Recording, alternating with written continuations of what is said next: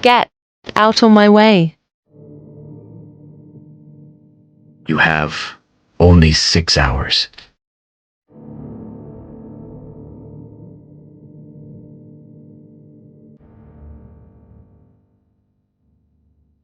I don't believe in him.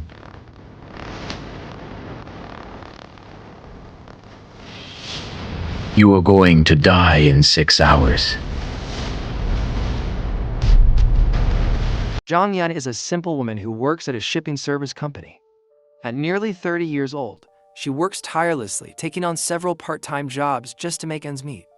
To keep herself motivated, Jong Yun even schedules daily messages to be sent to herself, reminding her to endure and not give up on life. She hopes that through all her hard work, she can change her fate for the better. Living alone doesn't mean no one cares about her. Lately, a police detective named Kihun has occasionally visited Jong Yun while she's working her part-time job at a mini-market. Since tomorrow happens to be Jong Yun's birthday, Kihun tells her that tonight he'll treat her to a nice meal.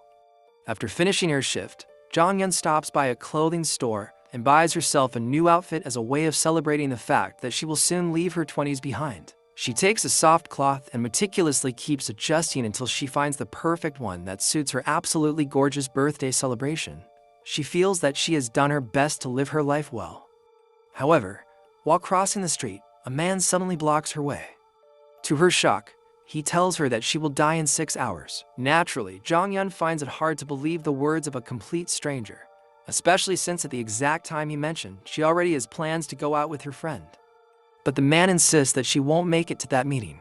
At first, Jong Yun dismisses it, but when she later meets her friend, their plans are abruptly canceled. This makes her begin to reflect on the stranger's words. Could they be true?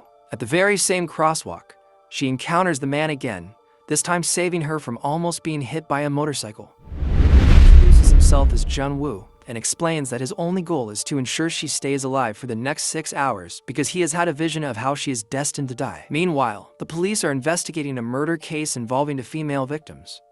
Their cause of death, stab wounds to the chest and neck. The murder weapon, however, was not found at the crime scene. Detective Kihun suggests that they should focus on the so-called death predictor who followed the two victims, as it is highly possible that the fortune teller and the killer are one and the same person. Detective Kihun, who is part of the investigation, suspects that the killer murdered the victims elsewhere before moving the bodies. Evidence includes a voice recording showing that the victims had been stalked along with a warning message from the culprit predicting their deaths. The scene shifts back to Jong Yun, who is still questioning Jun Wu's ability to see visions. Jun Wu himself doesn't understand why he has this gift. He can only see the future of certain people. Curious, Jong Yun wants to know how she will die. Was it going to be a car accident, a heart attack, or even a zombie bite? Jun Wu firmly tells her that she will be murdered, stabbed directly in the chest until she dies. It's not just glimpses of someone's death, but also visions beyond human comprehension, things that most people would believe impossible. The point is, Jun Wu cannot control his gift. His visions come suddenly and without warning. The only problem is he cannot see the face of her killer. So, how does Jun Wu know that Jong Yun only has 6 hours left? In his vision, he saw her wearing the same clothes, looking at her wristwatch as it struck midnight. Even though Jong Yun doubts him, Jun Wu insists that every vision he has ever had has always come true. Jun Wu then shares his past experiences. A year ago, he foresaw a woman being murdered in an abandoned factory. Then just a month ago, he had another vision of a woman trapped in the trunk of a car, bound and stabbed in the stomach. He had tried to warn that woman, but she didn't believe him. Both victims ended up dead because Jun Wu couldn't find clear clues about the exact time of their deaths. But now, Jong Yun's case is different. He has a precise clue about when her death will occur. That's why Jun Wu is convinced he still has a chance to save her, if only Jong Yun is willing to believe him. Perhaps the future cannot be changed, but Jun Wu suggests that if he were in her place, knowing he would be killed, the best course of action would be to start investigating and finding out who might want her dead. Meanwhile, Detective Kihun is approached by his colleague Yen Zhang, who brings up the Club Maze case. Club Maze had been involved in the exploitation of minors, and Detective Kihun happened to be in charge of that investigation. Yen Zhang reveals that there may be a connection between Club Maze and the serial murders they are now investigating. Evidence shows that the murder victims had once worked there. If the cases are indeed linked, the number of victims could be much higher. With only 5 hours left until the predicted time of death, Jong Yun suspects that someone has been secretly following her. It turns out the man she is suspicious of is one of her former clients from when she used to work as a rental girlfriend. Usually, Jong Yun was paid for 3 hours to accompany the man walking, eating, or watching a movie. But ever since the club shut down, she has had the eerie feeling of being watched.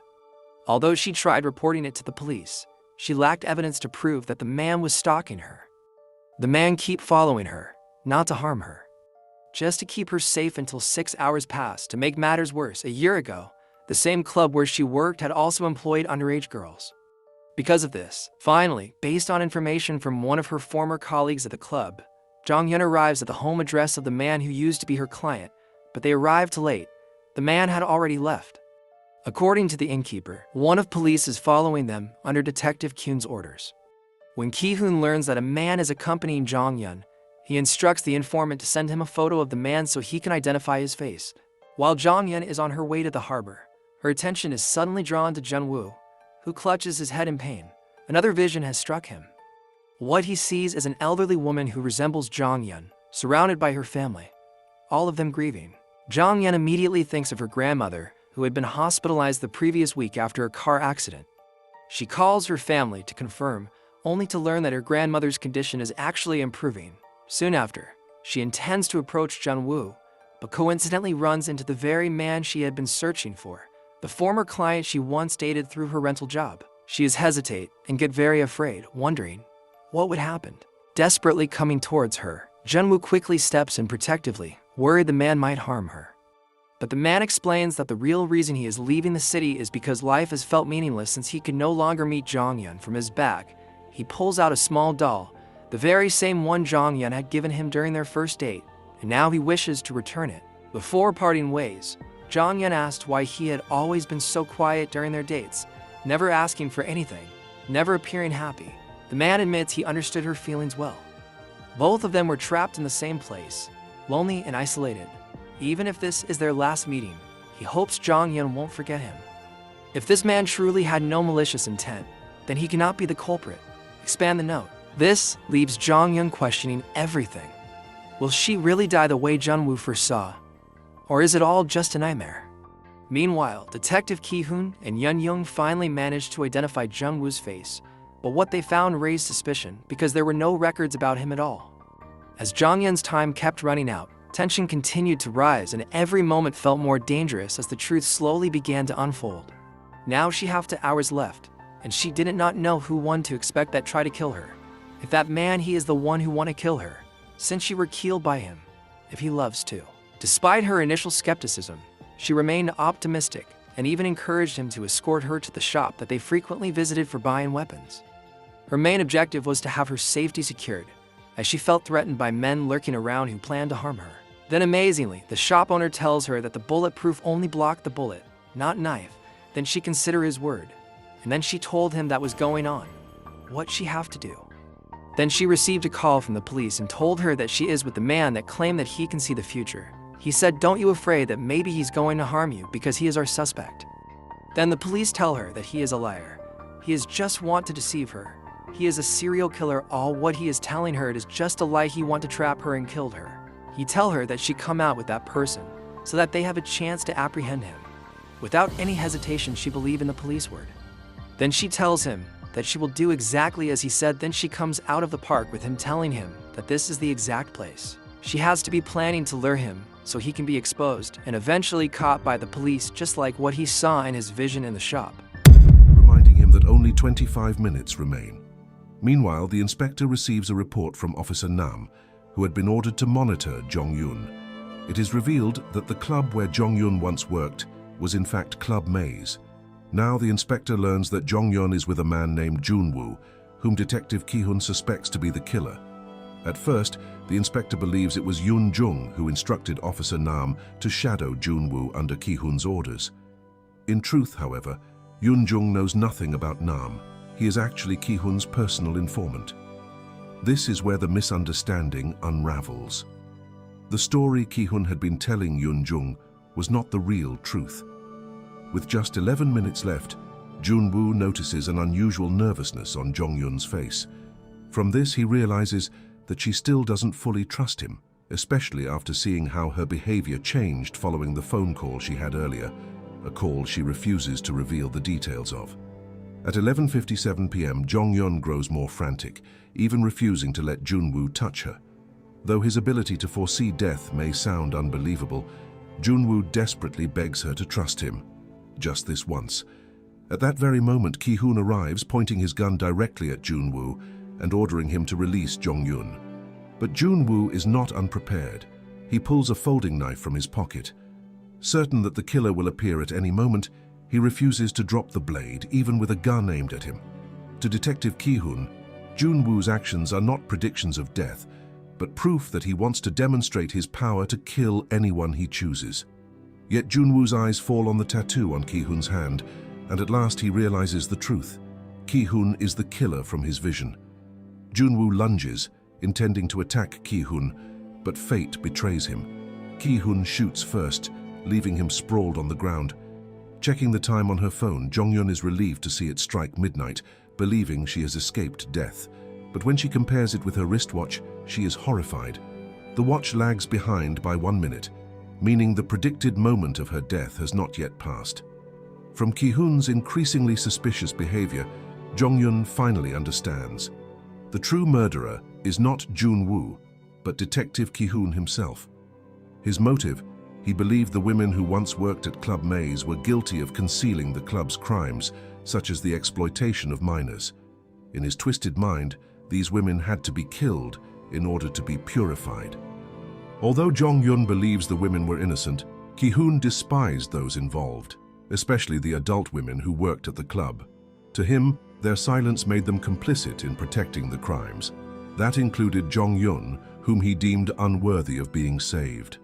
Despite her fear, Jong Yun steels herself to face Kihun. Rather than hope for rescue, she believes only she can save her own life. She fights back, but Kihun quickly stabs her with a knife, which she desperately tries to hold back with her hands.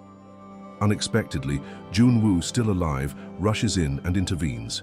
The two men clash violently, grappling for the weapon, until at last Kihun is left lying helpless on the ground.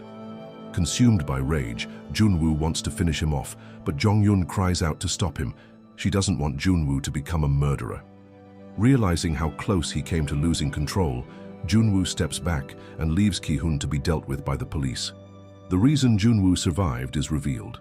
He had secretly been wearing the bulletproof vest they had bought earlier from the self-defense shop without Jong Yun knowing. Since he could not foresee his own future, he had chosen to wear it as a precaution. Yet he regrets that Jong Yun could not fully block Kihun's stab. Had the blade gone any deeper, she might have died instantly. Later, at the hospital, Jun Wu opens up. The woman murdered in the abandoned factory a year ago had been his girlfriend. Though he had seen a vision of her death, he had been powerless to stop it, unable to know the exact time or the killer's identity. But Jong Yun's survival proves something. Jun Wu really had succeeded in changing someone's fate, and by saving her, he indirectly changed the fate of many others who might have been targeted if the killer hadn't been caught. After those words, Jun Wu disappears from Jong Yun's life without a farewell. Though their parting feels empty, life must go on. Then one day, unexpectedly, fate reunites them. Both are now living normal lives. Jun Wu no longer has the ability to foresee death, but recalling his final vision, he remembers the image of an elderly woman with Jong Yun's face, surrounded by a loving family. That old woman was indeed Jong Yun in her later years, lying critically ill with her husband at her side. Jun Wu knows for certain that man was not him. His visions meant one thing: he had truly changed Jong Yun's fate. What should have been just 6 hours of life left had transformed into a long, happy life, one with love, a family, and years of joy, until Jong Yun finally passed away peacefully at the age of 60. Wait, I'm telling you. You will die in 6 hours.